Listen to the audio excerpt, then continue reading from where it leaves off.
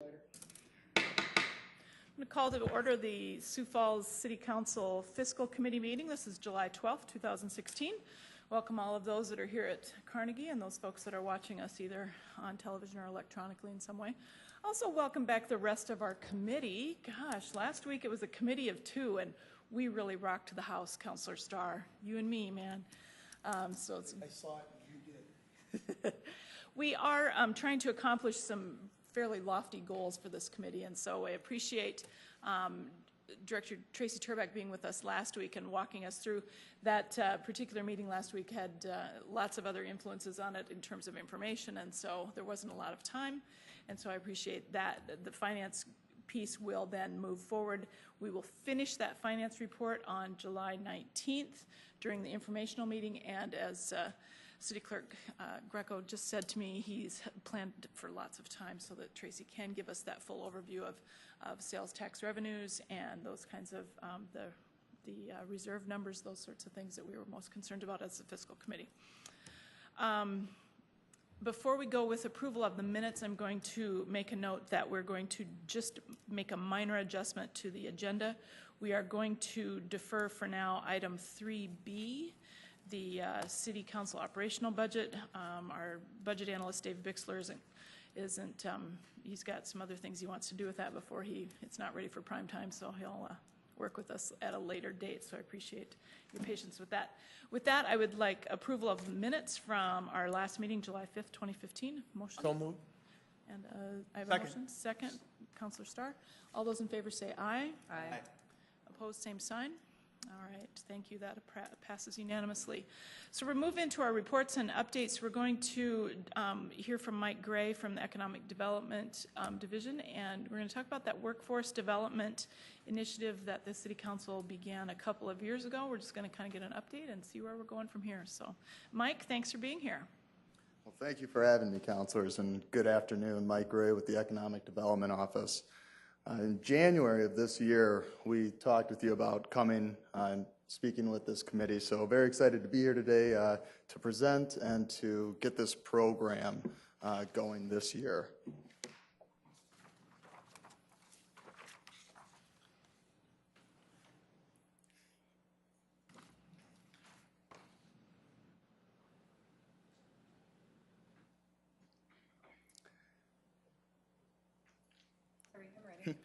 A quick overview of my presentation today. We'll review the 2015 Workforce Development Program. I'll talk about the process we took through that program and then the outcomes that we gained.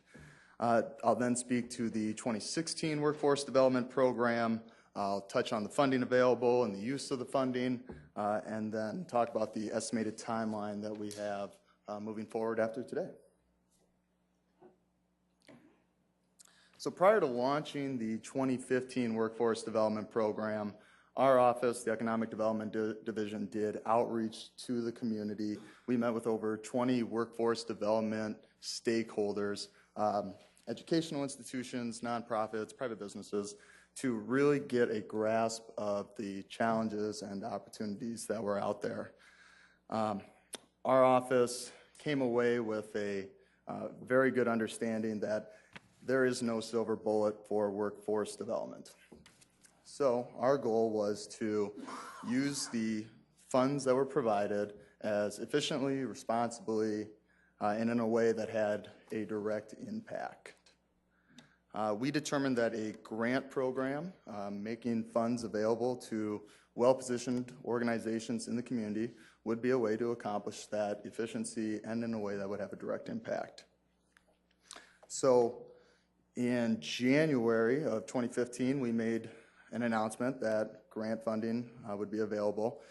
We received over 40 applications requesting over $2 million in initiative programming funding. The need was real, it was out there, and we received a lot of great ideas worth consideration. We had a review committee that went through each of the applications. We shortlisted those 40 plus applications down to a group of 10. Interviewed those 10, and then ultimately ended up selecting 8 proposals, which I'll give a brief description of each of those now. So the first one was Forward Sioux Falls. We awarded them $50,000 to complete a strategic workforce action agenda as well as implementation guidelines for that agenda. So I believe all of you counselors are aware of that process and what's going on with Forward Sioux Falls. Won't get too deep into that, but very excited to see that some of the initiatives out of that program are getting underway already, and looking forward to more of those in the future.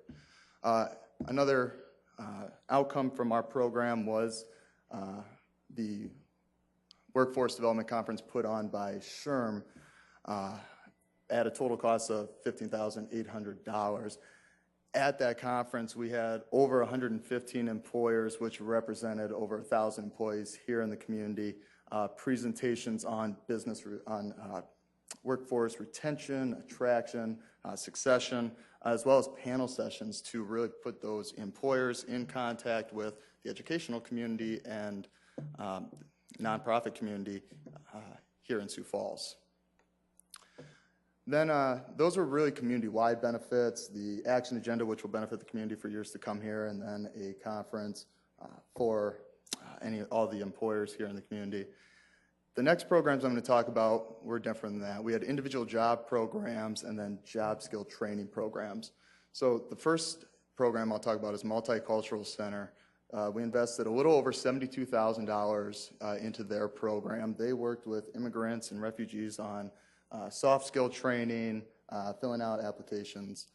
We had over 105 individuals go through that program and get placed into jobs. We have the last report I got after reporting ended, there were still more individuals in that program, and I'm sure that the number is higher than 105 for individuals we were able to get employed through our program. Employment Edge, they worked with recently released nonviolent ex-convicts. The Argus Leader had a great article that I just happened to read the other week. An individual was quoted in there saying that he went to 100 employers. I'm sure it's an exaggeration, but he went to 100 employers and they all said, no, you're a felon. Sorry. This individual, through the program that Employment Edge had, was able to get a job. He, along with 54 other individuals, recently released, nonviolent, ex-convicts, were able to get jobs through our program at an investment of $25,000 into Employment Edge.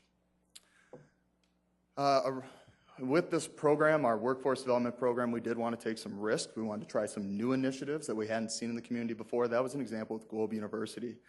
They were going to create corporate partnerships in the community where they would create customized curriculums for the individual businesses out there.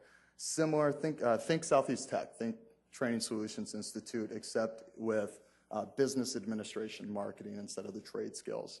Unfortunately, with that program, they weren't able to get enough traction or form a partnership prior to the end of our year. So based on how we had the agreement written, we ended up not awarding any funding through that program. But I would say that we did learn through their efforts that there is interest from the business community in having custom-made curriculums, that non-traditional education method. We did learn that the business community is interested there. We just unfortunately weren't able to have anything come out of that one. Trade skill programs, we've all heard large need in the community for those with construction skills, trade skills. Training Solutions Institute, they provided advanced skill training for the immigrant and refugee population, getting 35 people through their program. The mobile training labs, we got 3 of those. That was a partnership program between the Home Builders Association, the Associated General Contractors, and then the Sioux Empire Manufacturers. Those 3 mobile training labs have been used to train new and current employees for businesses here in town. Over 180 individuals have gone through the training programs. Another aspect of the mobile training lab program that I really enjoy is that they're used for a marketing aspect as well, being brought to trade shows, being presented to high school students to show them, hey, here's what these careers can look like. These are real careers. They pay good wages. Don't just write it off. So a very neat aspect to that program as well. Career and Technical Education Academy, they had a new program that they were introducing, the Electrical Technician Program. That program was going to be unique and interesting in that it would be the only program offered by CTE that would offer dual credit training, dual credit, so you'd get high school credits as well as college credits. Unfortunately, when we got to December, they had a registration of 2 individuals, so they decided not to offer that program in the spring semester of this year, 2016. So that program ended up not even being launched, not getting funding. It's my understanding, though, that they do plan to initiate that program here in the fall semester of 2016. So, turning to 2016 and the reason that we're here today, based on all of those positives that we got out of the 2015 program, the 100-plus people employed, the 100-plus people that received skill training, we would advocate, we would say that making $100,000 in funding available to the community, again, those well-positioned organizations that can most effectively, efficiently provide training to current or new employees and can really provide a direct impact, we believe that that is the route to go with this $100,000 worth of funding. We would take a similar process as we did last year. We would open it up to the community for them to submit applications to us. We would have a review committee look at those applications. The review committee would consist of city staff from the Economic Development Office, Bill O'Toole, the Human Resources Director, as well as David Bixler from your staff.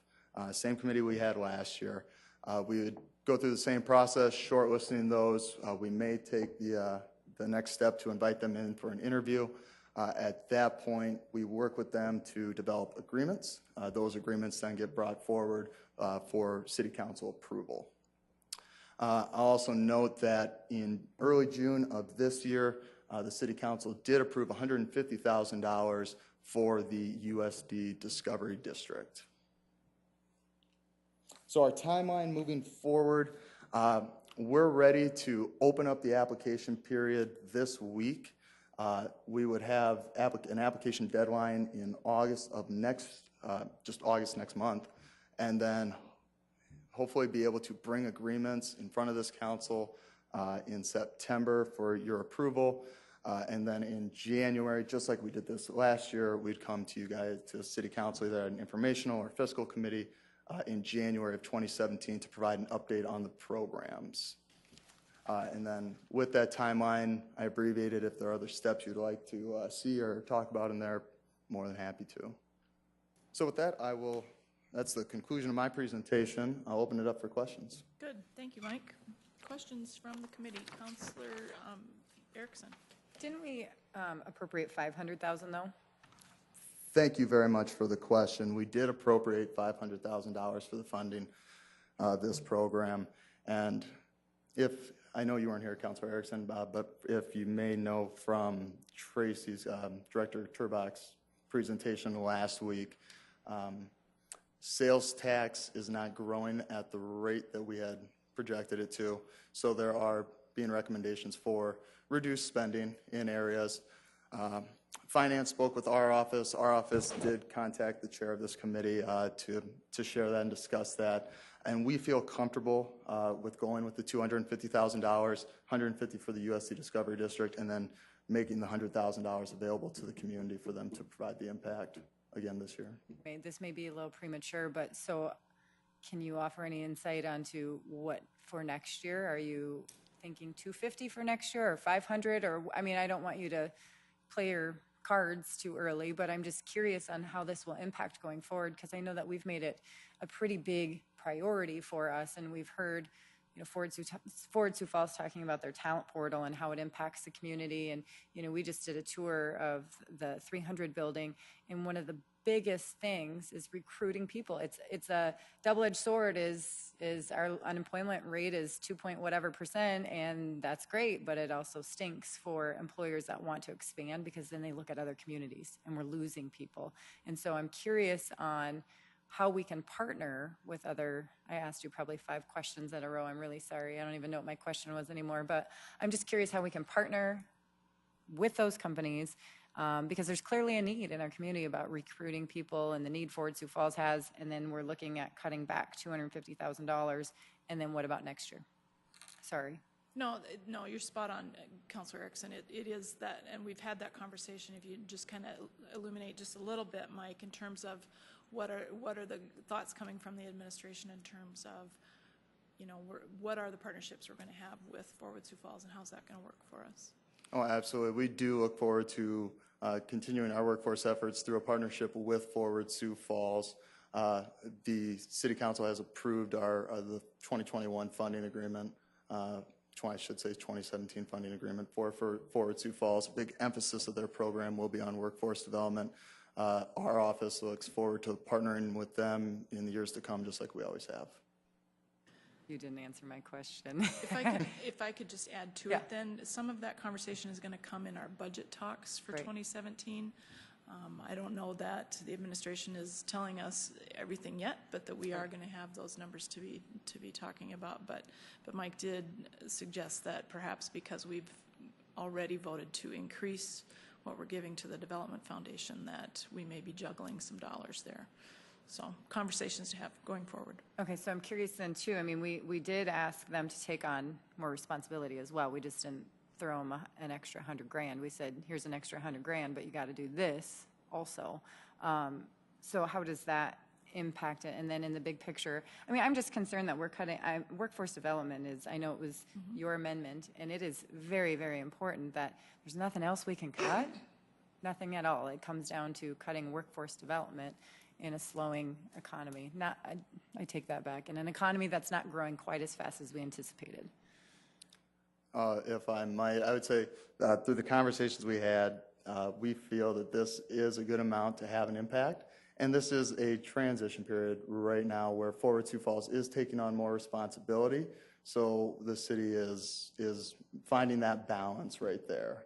Yep. And I appreciate that. And I'm glad it's not being cut altogether, because that would be more alarming, definitely. But it's certainly something that I feel that we as a municipality can make such an impact to not just Sioux Falls, but the region. And so it's certainly something that we need to make sure that we're making a priority. So I appreciate your dialogue with that. Thank you. Councilor Rolfing. Yeah, I have a couple. The Globe University thing you said was a really good idea. They just couldn't get anybody interested, so to speak. Are we continuing with that? If it's a good idea and if it's something that will work, are we doing something different, modifying it somehow to make it work? With the 2016 program, we're considering a new program. 2015 programs over those initiatives got the funding and then came to a conclusion.